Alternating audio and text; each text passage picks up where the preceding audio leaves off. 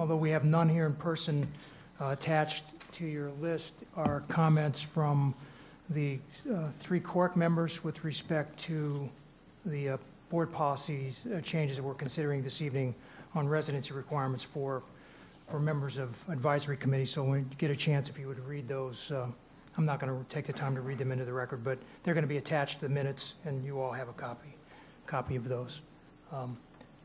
That will take us to the consent agenda. Let me just get to the bottom here. Unless any board members want to pull anything at this point, we need a motion to approve the consent agenda. Motion by Mr. Shaw, second by Ms. Whitfield. Any discussion? All in favor? All opposed? Motion carries 7-0. Takes us to new business, Mr. Superintendent, POLGC 4. Yes, sir, Mr. Chairman. I recommend the board approve development of proposed revised policy 1.09, advisory committees to the board. Motion, Dr. Robinson, second by Ms. Whitfield. Discussion? I pulled it. Pulled it? I pulled Ms. it. Brill, go ahead. Thank you. So I pulled this item because I oppose the change in the residency requirements. I'm not going to go into what I believe the rationale is for having it, but what I will say is with 1.4 million residents in Palm Beach County, I don't see that there's any reason why we can't appoint representatives from our talented pool of residents in the county. And so to start us off, I would like to make a motion. And that motion is that the previous policy language regarding residency requirements be restored, thereby maintaining the requirement that advisory committee members reside in Palm Beach County. So we have a motion on the floor, and so are you?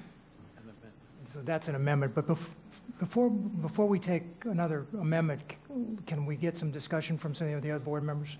Well, Ms. Whitfield, you were next. Ms. Whitfield, can you just hold your Well, amendment? you know, that would open it up for discussion, correct, on that?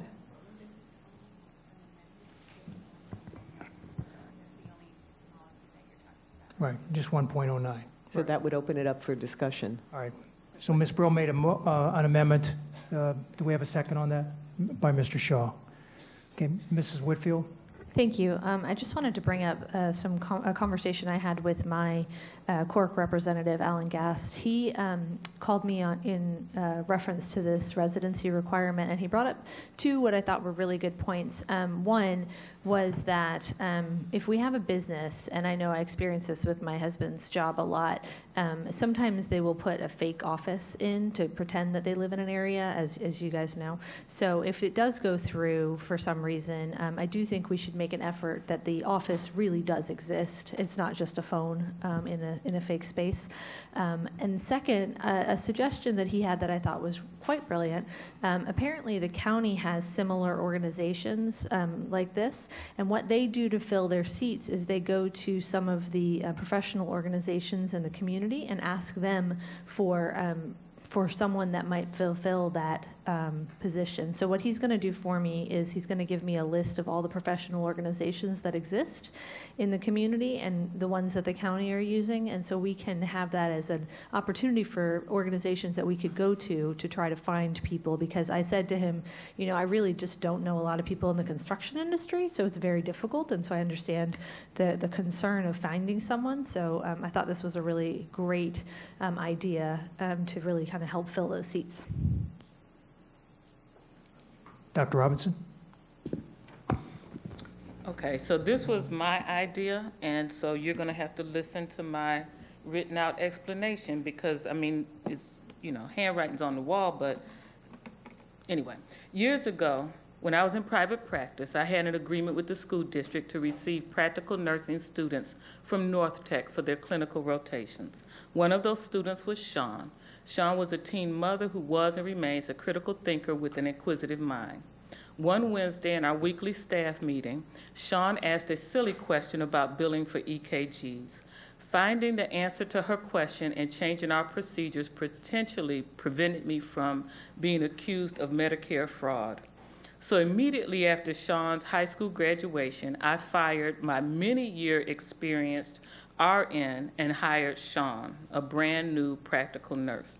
She remained with me until I closed my practice. The point is this: that I listened to a critical thinker who did not fit the profile, and my office practice was much better. I think of these residency requirements to serve on the advisory committee in a similar way. The residency requirement is an artificial barrier that likely prevents us from having fresh, critical thinking minds at the advisory table to ask the questions or suggest solutions that can improve our practices. Now, initially, when I brought this forward, it was about my desire to appoint one truly outstanding individual who holds a high-ranking position in one of our cities but does not reside in Palm Beach County. But it then became philosophical for me. I hope we as a board don't cover our ears. We travel and staff travels in order to learn and get ideas from others, so clearly we don't think that only Palm Beach County residents have something informative to share. We heard from some board members who were aware of expulsion practices in other school districts, and they're happy we're now moving forward in a similar direction. We also heard about practices in Miami-Dade about changing the high school start time. So we're looking to them for advice. We are now asking to make sure that the voice of our student government representative is heard. So I really don't understand the hesitancy to expand the scope of input that is considered on our behalf. Each advisory committee recommendation comes to the board for ratification.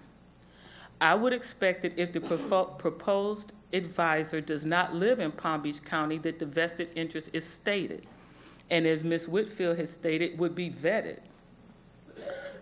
You know, our advisory committee members cannot do business with us, right? Which puts a lot of professionals out of reach because they want to do business with us. They need to be able to volunteer, and this is voluntary, right? So this is not like the business who wants to get certified as small business or MWBE so that they might be able to get a contract and might therefore then lie on their office. This is voluntary, right? Providing a service. We are saying no to somebody who is willing to volunteer just simply because of where they live, right? So after all, we have employees, in fact, some administrators, who live in Palm Beach County and send their children to private schools. They make decisions daily that impact our students and our practices while meeting the credentials that we state are needed, like the RN in my office, right?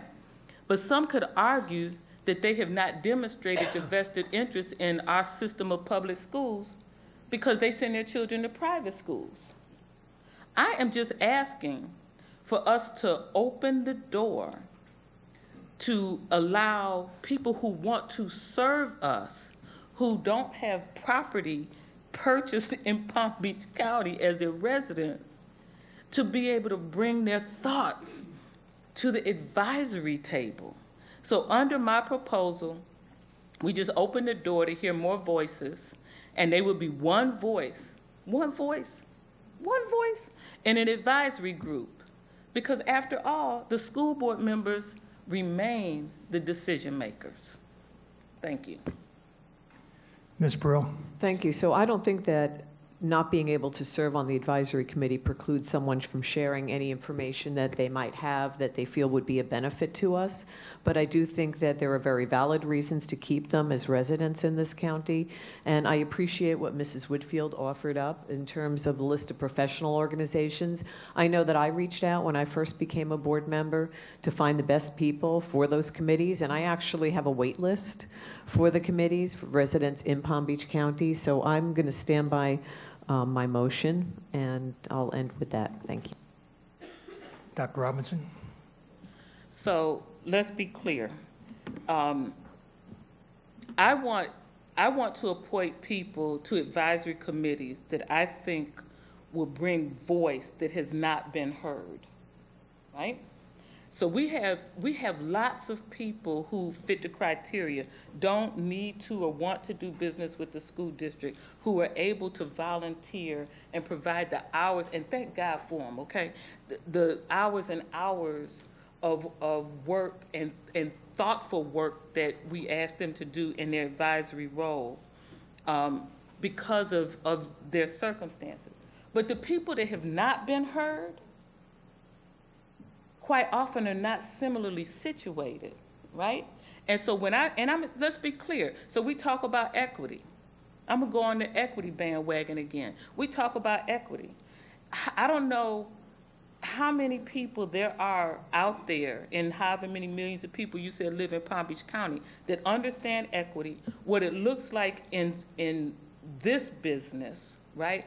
Who can volunteer all that time and don't want to do business with the school district. So just because you can find someone that's in alignment with your worldview does not mean that I can find somebody that meets that criteria that's in alignment with my worldview.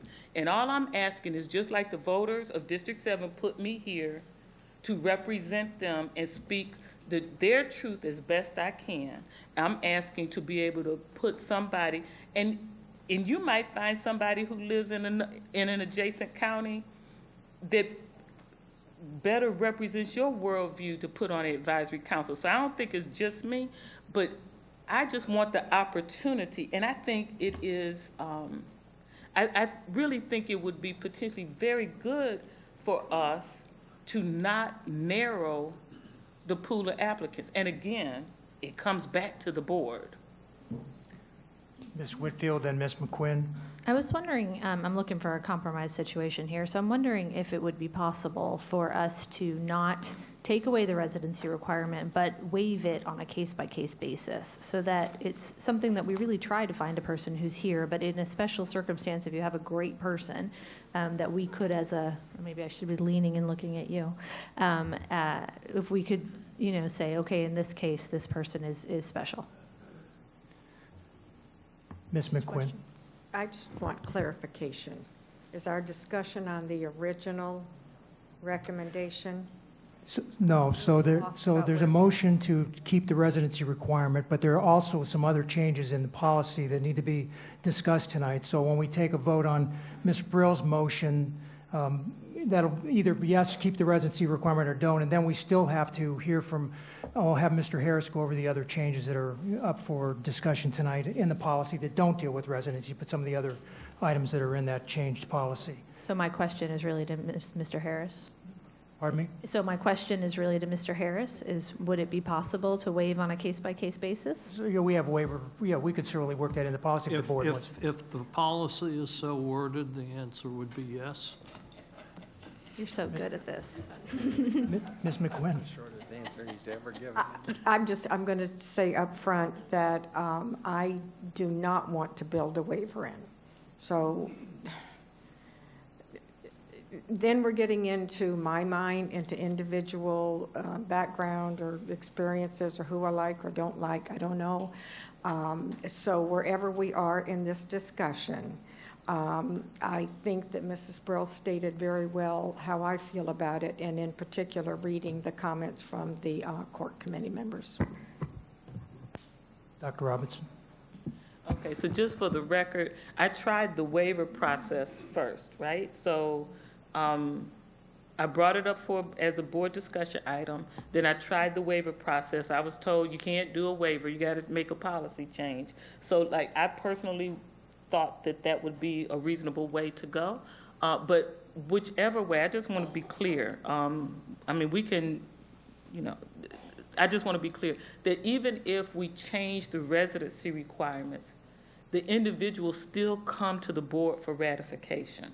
So it would still be the same kind of review of the resume, and you would determine whether or not you thought that, for example, them having this business in Palm Beach County was enough of a vested interest to meet your satisfaction. So,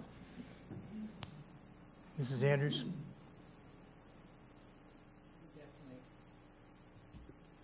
I didn't have a whole lot to say because I'm definitely for Palm Beach County, so I'm not interested in looking in another county. Any other comments before the question's been called by Dr. Robinson. All those in favor of Ms. Brill's motion to not change the residency requirement? So we have 1, 2, 3, 4, 5, 6. Opposed is Dr. Robinson. So the motion passes 6-1.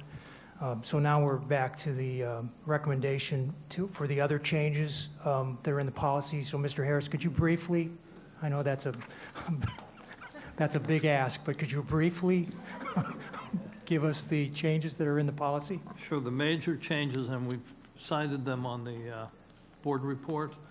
The current practice, which is when persons are approved, are appointed, recommended for appointment by the board, that the whole board votes on it, that they also have resumes and biographies of the people, that they have resumes and biographies for organizational appointments, which the board would also approve the appointments. If the current employee or a person with a conflict of interest, we would take out the provision about getting a commission on ethics opinion. Mr. Barbieri, you indicated at the last meeting you thought the process was too burdensome. The rest of the process needs to remain because of statutory requirements under the ethics code about the 2/3 vote for the waiver if there is a conflict or contractual relationship. The lobbyist policy would also be provided to new members. It wasn't in the policy before because there was no lobbyist registration policy, but affects advisory committee members, so they need to be familiar with it. The public comment provisions in the policy now state legislative changes that have been made since the last policy revision, and also on the term limit for board, for committee chair, 4-year, that if the board approves it, they don't have to have an election for the chair can remain for another year. Mr. Shaw? A very brief question, and this is related to the ethics training. I didn't catch anything in there that if a member of the advisory committee does not go and doesn't view the ethics training video that the district has, I didn't see any consequence to that. They can't be appointed. They have to do it before they're appointed. Well, the point is, what about after that? Once they're appointed, do they need to go through the ethics training every year? No. So it's a one-time thing? It's a one-time thing. However, they could be, there are times when I'm asked, for instance, to speak to advisory committees, and we cover ethics briefly in that presentation. It's mainly on sunshine, but ethics is covered a little bit. So the board clerk, Mrs. Bass, just told me that before it ever comes to an agenda, they've already ensured that the person has taken the ethics training before it ever gets to us. So they wouldn't be there unless they had done that. I've got a question, Mr. Harris. Sure. So I agree, I did say that getting the ethics opinion was cumbersome, especially for someone that's not familiar with how to do that, which most of us aren't. But so the board can approve a waiver. What if the Ethics Commission would have said that that's a conflict that can't be waived? I mean, do we run into a situation like that, or does the statute give us clear authority to grant a waiver as long as we believe that the conflict is not problematic for the district? Well, under the 2 conflict of interest provisions in the ethics code, which are conflict of interest and also having a contractual relationship, it has a special exemption under subsection 12 for advisory committee members, where if they reveal the entire transaction, which is the Form 4A, and they reveal it to the board, and that's part of the policy, the board has the option to approve them, but it needs a 2/3 vote. Okay. And that's what the policy states. All right, great. Thank you. Any other questions on the policy changes? All right, we'll vote. All in favor? Opposed? Motion carries 7-0. Next item is BRD 5. It's 4. General Counsel, is there any need to deal with BRD 4 now, because they all dealt, was there anything in those policies other than residency requirements that need to be voted on this evening? That was it as to the rest of the specific advisory committee board policies. So those would really be moot at this juncture, since they would not align with your umbrella policy. Dr. Robinson? I think this is a point of personal preference. I would like for the record to reflect that on the previous advisory committee item, that the board gave consensus to move forward with staff looking at these changes at whatever the date of that discussion was. But, you know, just like women, the board has the right to change its mind. Okay. Thank you, Dr. Robinson. If I said that, that would be a chauvinist remark, but I guess a lady can make, yeah, a lady can do that. I do. I know my bounds. I've been married 48 years. I know where I can go. So we'll withdraw BRD 4. So that takes us to BRD 5. I recommend the board discuss, consider, and take action if necessary with respect to filling the function or position of the Inspector General. So we have a huge amount of items that are attached. And thank you to the General Counsel's Office for putting together that information for us. So we have to go, if you want to follow what the General Counsel gave us, in fact, Ms. Rico, why don't you explain exactly what you've done here so that we can get through this as efficiently as possible? Actually, I want to give credit to my colleagues in HR. Dr. LaCava, I think, is the one who actually submitted the notebook information. So the matrix is there to kind of go through the decision tree. Okay, Okay, so Dr. Fenoy, is it okay? I Unless- don't want unless- to call your, Absolutely. The team can come forward to assist with this, Yes. this part. thank you, Dr. Fenoy. So unless the board has any objection, we'll go through the matrix and go down each item one at a time. That way we can get through this. I think you need a motion to open the discussion. We don't have one yet. Okay. We need a motion to open the discussion. Motion by Ms. Whitfield, seconded by Mr. Shaw. All in favor? Opposed? Motion carries 7-0. Ms. Burrow? Thank you. So if I'm understanding you correctly, the gentleman before us will explain, like, for example, number 1, IG structure, and then we will vote on option 1 or 2, and then proceed to the next stage. Correct. Okay, thank you. Okay. So the first question is, should the board contract with the county IG for services or retain current internal IG office and conduct a search for a new IG?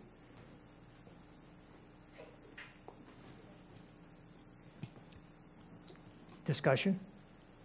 Then we'll take a motion. Well, Well, we have a motion on the floor, General Counsel, to open the discussion. We've taken a vote on that, so we can now move to more motions on each one of these items, correct? certainly, and just to tee it up. So we had, if I may, answer the original question that you had. So a series of documents were provided that answered the questions from last time, including search committee information, et cetera, et cetera. We developed a decision tree and put it in the form of a matrix for the board, or a score sheet, basically, to follow.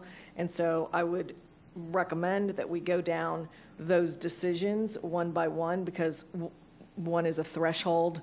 You know, there are some threshold questions to go through. So I would recommend we tee up the question for discussion and then ask for a motion to move the action forward. All right, on and each. thank you, Dr. LaCava, for putting all this information together for us. Appreciate it.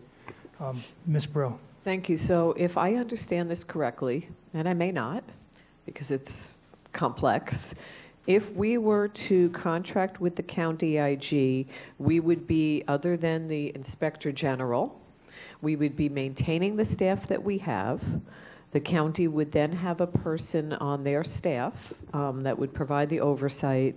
We would no longer be having to outsource to Pinellas County, that we would be able to handle everything ourselves, that the county would assume the operation of the hotline, saving us about $13,000 a year, that they would charge us $100,000 a year for the supervision, and that would allow them to hire that person, but that we would be realizing a savings with not replacing the IG of approximately $218,000 with fringe benefits. So in other words, we would have the function, have the same people basically that we have now, with the addition of a person at the county. We would not have to keep outsourcing, and I forgot to ask again for, I don't know if it's in here, for how much money we spent on Pinellas County, but at the end of the day, it would save us money, and we would basically have the same structure, correct? Yes, you have captured that correctly. That aligns with the kind of the broad strokes of the county IG's proposal. Somewhere embedded in all that material is the amount that we have spent with Pinellas County over the years. So yes, Ms. Brill, I think you've kind of captured that alternative. Thank you. Mr. Shaw? I want to talk about both options with just a couple comments. You know, the comments that Mrs. Brill made, I totally agree with, because I think that that's something we consider. As I make this decision and listen to the conversation, it's going to be based on two things. One, whether or not the savings, because I believe that we spent over the last few years close to $100,000 in Pinellas County for investigations. And from what I understand, the audit committee never even heard about them. And so I think the issue of independence, and when Mr. Talley talked about the issue of independence, I think that is an issue that's important, because we need that independence. And if we keep it in-house, I would hope that this board would address probably 3 or 4, I think, really serious flaws in the policy the way we have it now. The first one is, I have never been supportive of any actions taken in the current IG policy related to student discipline issues. I think that is totally inappropriate for the IG's office to be dealing with anything related to student discipline. The second one is, I believe that it's the same issue when the IG's office has had referrals related to student curriculum type issues. I understand one complaint that went to the IG's office was over a junior varsity baseball player who complained to the IG's office, and those are administrative tasks that need to be handled by area superintendents, the superintendent, and principals. And the third one is that we've, over the last several years, had many incidences where investigations that related to personnel, we ended up actually having some cases where we could not even take action when employees had done the wrong thing, because the due process rights and compliance with the union contracts could not be met. And if we're going to keep it in-house, we've got to clear up those issues. For that reason, I would prefer that we go with the county IG. Other discussion? Dr. Robinson? So I'm curious to, well, no, I mean, I heard it. So I think I have so much confidence in the audit committee and their deliberations around this issue that I think I can stand there, but I agree there's some clarification that needs to be made in the policy, and I won't even get into that debate now, but okay, never mind. I think I'm just talking to myself. So I, with respect to that, Dr. Robinson, I've had some discussions with the General Counsel and the Inspector General, and there are some changes. In fact, principal leadership brought that to I've reported to you in the past. Principal leadership has brought those issues that Mr. Shaw brought up, and I know that the General Counsel has been waiting on seeing where we're going to go with this policy, so we might want to make those changes to limit the authority of the Inspector General to get into purely administrative matters. So I think that certainly can be done if we decide to stay internally. Personally, my opinion is I don't want the outside Inspector General. First of all, I don't believe he has any understanding of how many calls come into that hotline. And, you know, he may say $100,000, but when he finds out that there's hundreds and hundreds of calls coming in there, and is he going to make the decision which ones are important, which ones aren't, that he's going to, that's all done by our people in-house, and, you know, and every one of those is looked at by our Inspector General to determine whether or not it should be followed up on. Secondly, I don't want the Inspector General for Palm Beach County to have personal information on our students, and there's not going to be any way to go around that. If there's some kind of information with respect to, you know, some kind of problem with our personnel involving students, now that information is in the general inspector's office for Palm Beach County. I don't want it outside this district. Thirdly, you know, the Inspector General for Palm Beach County, as was reported by the audit, as recommended by the audit committee, has no idea about education law. He has no idea about how things are done in a school district. He deals with municipalities and other government agencies. Education law is totally different than municipal law and the county laws. And so, you know, there's no way that I'll feel comfortable that an Inspector General, it's like having outside police officers come into our schools that have no idea how to handle students. They come into our schools and they get involved with, you know, with you know, how they interact with our children. So I will not support it. I mean, I don't know how the rest of the board's going to vote on this, but I will absolutely vote no about putting this outside the district. It needs to stay in-house. It's been working correctly for years, and it should stay there. And it's 7 o'clock, and so let's. I believe the policy allows us to finish an item that we're on, so we're going to go ahead and finish it. Who did I see first? I think it was Miss Whitfield, I believe. I'm sorry, I should be writing down these. No, you're fine. Well, thank you anyway.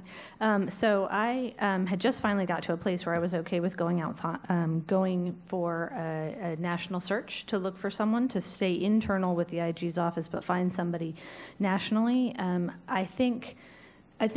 I think you're somewhat right that it's been working well. I think some parts of the IG services work well. I think there are definitely some lacking issues. Personally, the idea that we have to go to Pinellas so frequently for investigations on our own IG, it makes me feel like there's some kind of a dicey situation in the way that this is set up. So I've been uncomfortable with it since my first day on the board. So I think I would like to find someone fabulous. I really would. And I think the best way to do that is to find someone national. But I do think that I think the county IG is a good guy. I think he's very smart, and I think he's good at what he does. So my thought process is that I know we're making an official decision tonight, but I was thinking that we should try to go for a national person. Find somebody fabulous. If we don't find somebody fabulous, we keep the county option still in our back pocket, because I think he is local and he does care about this county and this community, and he's very good at what he does. So I hate the idea of pushing that off completely, but I had kind of seen the writing on the wall with the board too, that you all wanted to stay internal, so I kind of got my head around how the best way to do that. So those are the two things that I think are important is, yes, let's go for a national search. Let's find somebody great. If we can't, then County IG is still a backup plan for me. Ms. McQuinn, then Ms. Brill, and Ms. Andrews. I've given, obviously, it a lot of thought, as we all have, and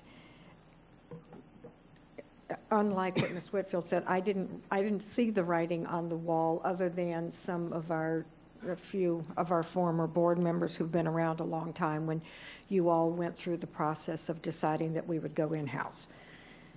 Putting that aside, I know that I will be on the side of keeping the IG office in-house. But again, to the point of the county IG being a good guy or whatever in our best interest, we don't know that some other state wouldn't recruit them down the line, and we wouldn't have that person anyway. So we have to make a decision not based on particular people, but on how we think best our board will be served. And on the erring on the side of paranoia, it is true that outside agencies they frequently don't understand the education system. So I am going to be on the side of keeping it internal. Ms. Brill, then Ms. Andrews. Thank you. So just as a point of clarification, were we to contract with the county IG, we're not putting it under the county per se. We're maintaining our same staff. It says the county IG would assume the supervision of the district's current office of, the office of I can't get the words out. Anyway, the IG's office, and keep the in-house counsel and coordinate with everyone. So it's basically, we're keeping the same structure. You know, nobody in this world is irreplaceable, supposedly, but I really feel like Mr. Chu is. I don't think that there are other people out in this world like Mr. Chu who is able to maintain his independence with the investigations. I do feel that we do need to have, really needs to be arm's length, but we're going to be keeping the same staff. We're keeping everybody but Mr. Chu. So, and what they're doing is putting someone, now we could ask the county IG's office, can you find that person that you're going to put in there? Someone that has education background. So maybe that's something that goes on in the negotiations, and if they can't, then we can revisit it again for a different way to look at it. But, you know, if we open it up for a national search, we're also opening it up for it to be internal. And I just feel like the IG's office needs to be arm's length, and that as long as the county IG is keeping the office here as it is and just supervising it, which is what the proposal is, I think that it's certainly worth looking at, and it does save us a lot of money also. And that's something with these budgetary times and with everything we're going through in our budget, I do think we need to look at that, being efficient, having somebody who's very well respected, and, you know, we can iron out the issues that we have about the way the oversight occurs. So before I go to Mrs. Andrews, so Ms. Breaux, you're okay with the fact that the county inspector general would be in charge of the superintendent staff? He would supervise the superintendent staff? I mean, that's a rhetorical question. Let's go to Mrs. Andrews, who was next. Thank you, and I heard you all, but I want to be really clear that I definitely want to keep our inside office here. And I recognize Mr. Chu has done good work. In any organization, you're going to have some issues. And so we've had to use the Pinellas office, and I understand that. Mr. Chu is one person, and he could not do his work without having a capable staff of people. And when I hear somebody talking up here, it makes me really concerned about fabulous people. We have fabulous people working in the IG office right now. I would like to see people get an opportunity to compete, and maybe somebody might be fabulous, that might beat everybody out here in an interview process. So be it. But when we have great people who have done this work, not just Mr. Chu alone, he didn't do it by himself, but all of those people in that office have taken us to the level of having no IG here in Palm Beach County to where we are today. And yes, there are going to be issues with people. We are a large school district. Absolutely, there are going to be things that will happen within the IG office and everywhere else. But when we think about where we've come from with nothing to where we are now with a super staff, many of these people have already been certified to be IG qualified to compete. And they've been up there in that office being evaluated by the IG with great evaluations. And to think that, you know, and I'm someone that's a human resources person, yeah, there are fabulous people all over the country. But guess what? If I'm competing, let the fabulous people compete against me. And if they're so fabulous, they'll get the job. But I certainly want to make sure the people that are here that are fabulous get a chance to participate. So I'm not, you know, a national search, if that's something that we're going to do, but making sure that these people here get an opportunity to be a part of that process, that's important to me. And I'm certainly not interested in the county. I've been keeping up with the county IG over the years. I do read his plate is full. You know, our plate is full with what we do here, and we have done well. We've got those commendations from across the country. People are coming right here to Palm Beach County to see what our IG department is doing, and they're patterning themselves on the things that we have done to make our IG office great. So when we start talking about fabulous people, guess what? I see fabulous people sitting right here, and maybe through a competitive process, somebody might win this position through the interview process over somebody sitting here, but everybody has to have a level playing field. And certainly our IG has gotten great evaluations over the years, and the people probably in his department have. based on the accommodations that they have gotten, accommodations that they have gotten for their good work. So I really want us as a board to know that we have to really appreciate the great work that has happened here over the years. And yeah, there may be some fine tuning in anything that we do right here at the school board. We can fine tune ourselves to be a bit better. But I just heard everybody say here tonight, after going to the Florida School Boards Association, we're so much farther than everybody else. Yes, because we have great people right here in Palm Beach County. So let's value them and make sure they're part of the process. And if we make some fine tuning to get to another level, make sure that we respect the people that we have here. Thank you. Ms. McQuinn? I certainly, in the discussion about a national search, for me, that is simultaneous with internal. Just, we do it all at one fell swoop. All right, so somebody want to make a motion on this first item, decision point, what IG office structure should the board implement? Ms. Whitfield? I would like to make a motion that we retain the current internal IG office and conduct a new search for IG, option 2. We have a second by Ms. McQuinn. Discussion? Mr. Shaw? Just to clarify, and I said I was going to talk about both options. As long as there's a commitment from this board to change and correct the problems with our policy, I have no problem with this. But that's the only condition that I have. Ms. McQuinn? That's fully understood to me because Lung Chu knows when I first came on board, I had 2 very specific concerns about our current policy. And, and he said, that's our policy.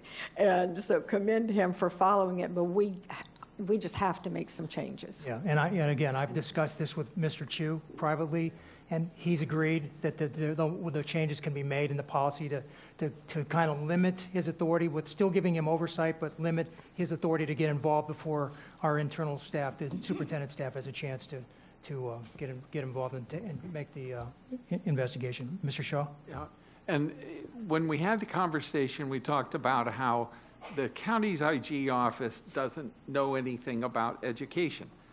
That's, I think, one of the reasons that we've got to make these changes, because we've put people in our IG's office who don't have an understanding of the operation of a school and the issues with students and everything, and it's not right to put them in that position. So the issue is not that they made bad decisions. The issue is that the policy was restrictive, and it's got to be dealt with.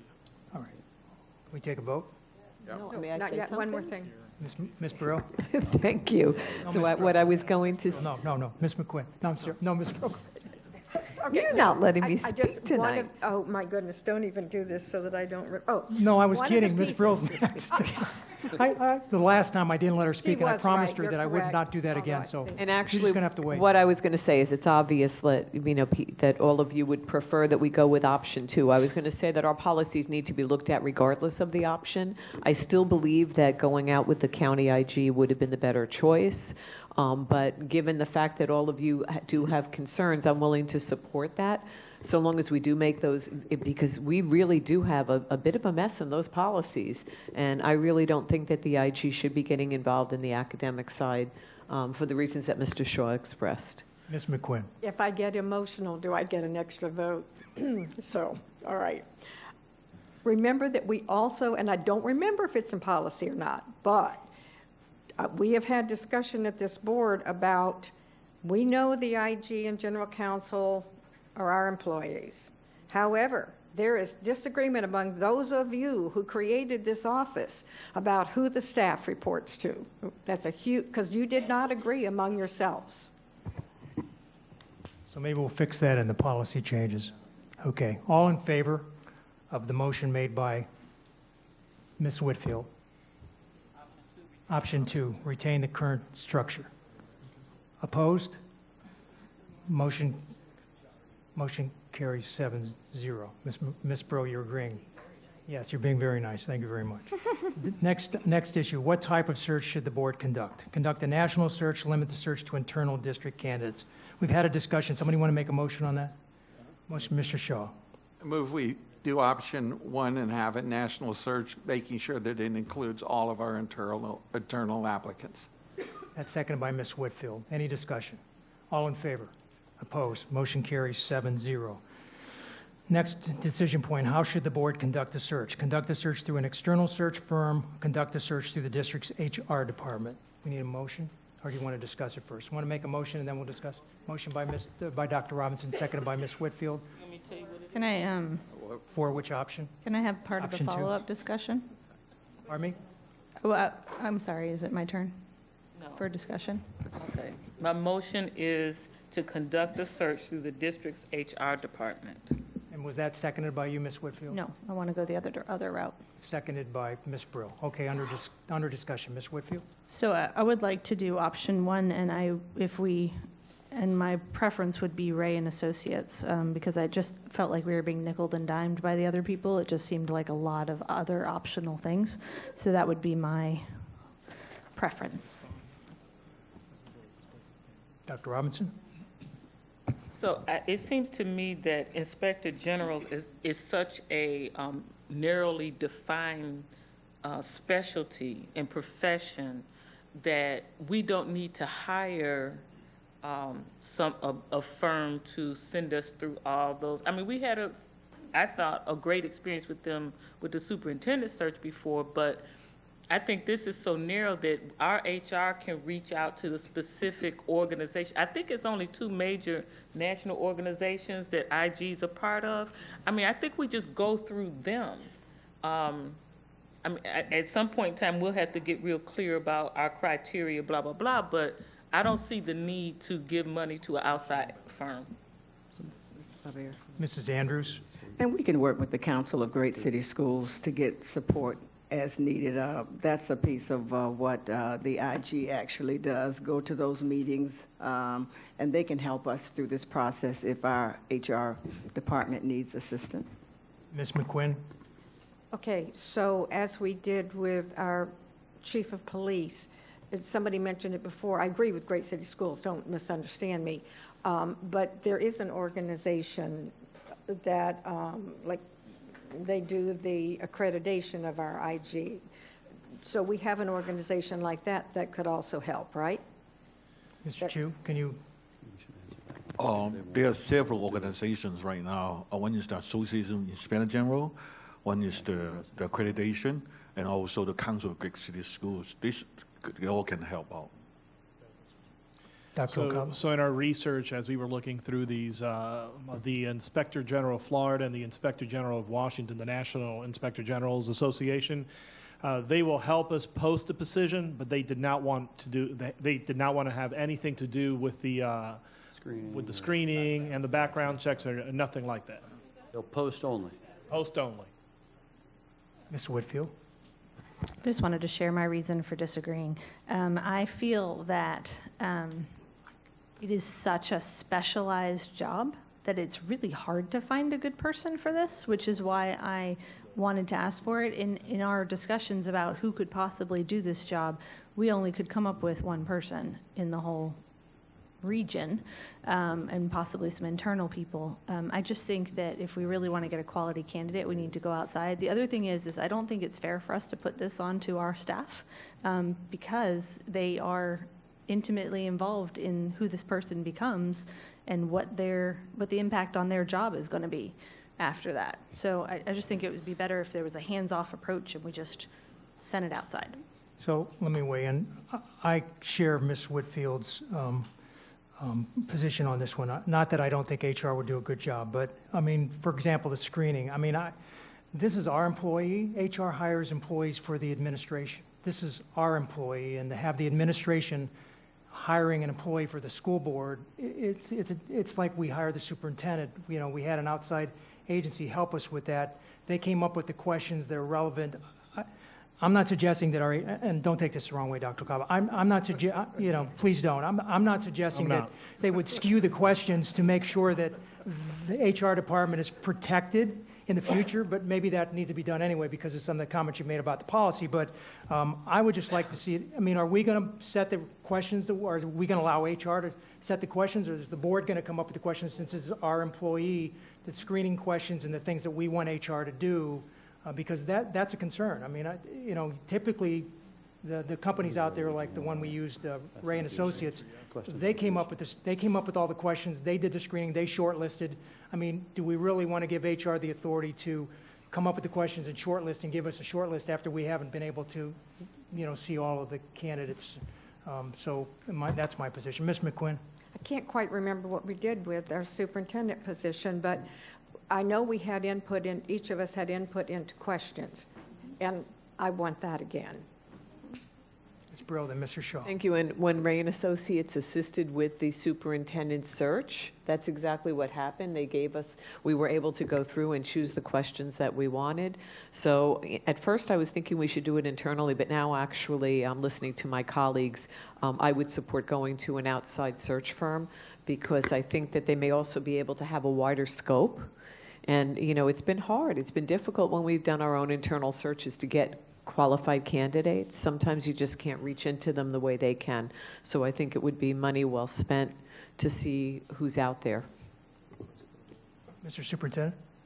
Yeah, I think for me, and I know I don't have an opinion on this, but I want us to be cognizant of. Then be quiet. I'm sorry, you're right. But I want us to be cognizant of the timelines. Like, you guys are on a very tight timeline. Yes, we are. And so I think for me, again, my staff can absolutely do that, but I think that means someone's going to have to be dedicated to this work every single day until we meet your timeline.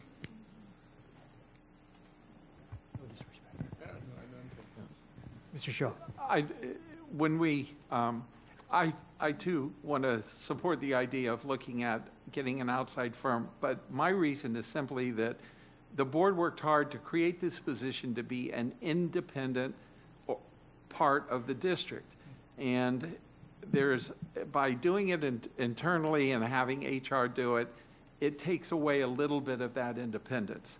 If we have a totally neutral company out there that has experience, that'll meet our needs, I think that that's a better message of our accountability to the public, and will work out. And for those of us who were here when we went through superintendent searches, one of the discussions we had of using an outside firm as opposed to FSBA was that we could get possibly a better representative applicant field because some of the people that were recruited by FSBA were statewide people, so they felt like it was a network. So again, I think the board made the decision to be independent for that reason. So I'd like to see us use an outside firm.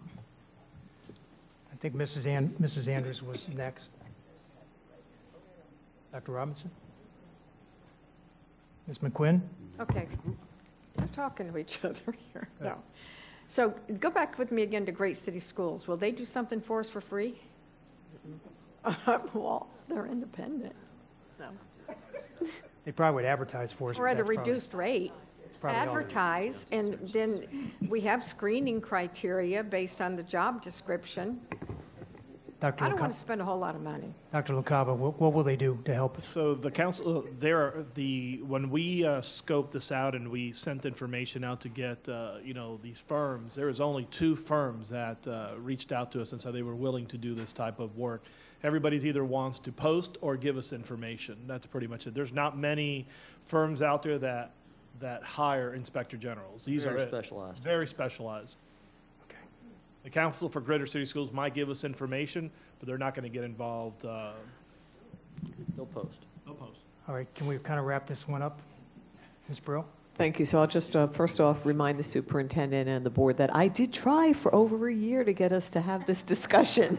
So I brought it up a lot.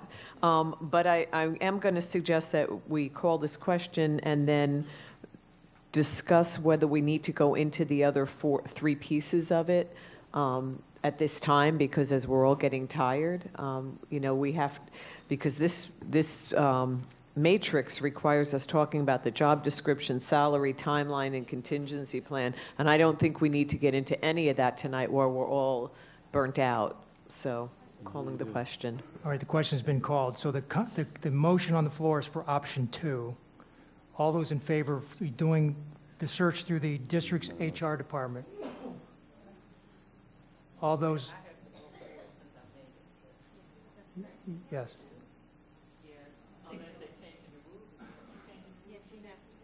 Yes, according to the board clerk, you have to vote for it. All those opposed? So the motion fails. Marcia, did you vote for the internal? For internal. Okay, Option so the two. motion is 5-2, not to use internal. So we need a substitute motion, I guess?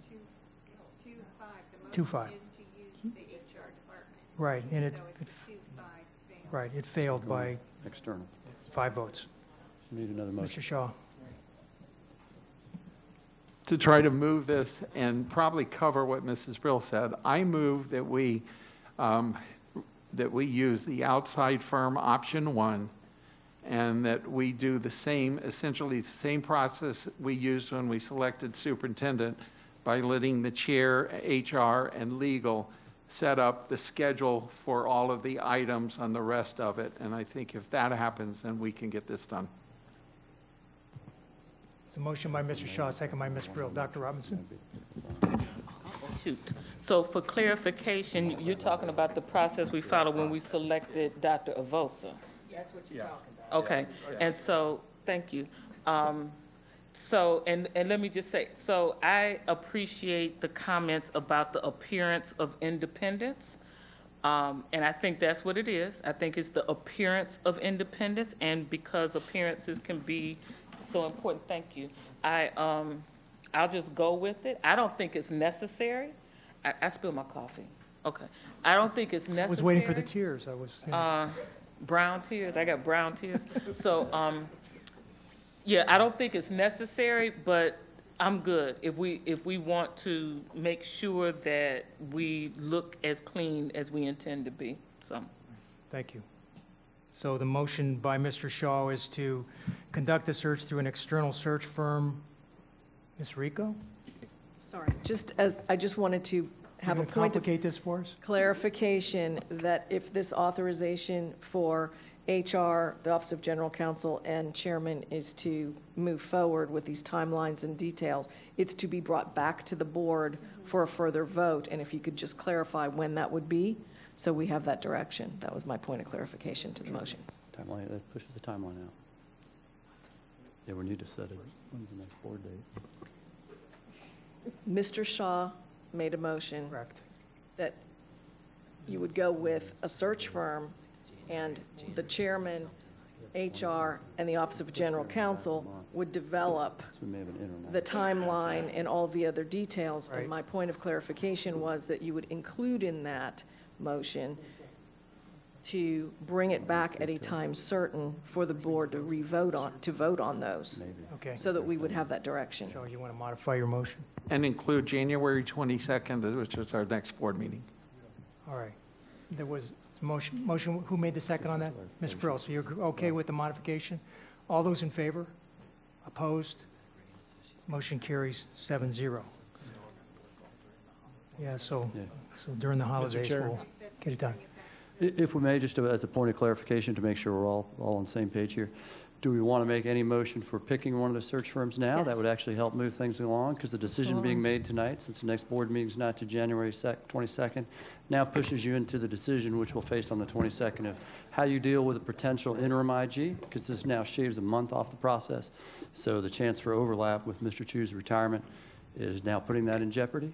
I So I just think want to make Mr. sure. Shaw, I think Mr. Shaw's motion is that we'd work together and figure out which firm we were going to use, and then we bring it back for a board vote. Oh, no. No, I thought it was just everything else but that. That's why we need clarification. Well, Mr. Shaw. to make it easy, I move that we choose Ray and Associates to do this Second. job. That's you. part of that whole motion. Yes. Okay. you. No, he's modifying the motion. He's going to include that. So he's modifying the motion to include January 22nd and to use Ray and Associates. Okay. You agree, okay with this? Okay, the second's still okay? All in favor? Opposed? Motion carries 7-0. So we're done with the Inspector General's issue tonight. And that takes us to the non-agenda speakers, if they're still here. And I apologize if you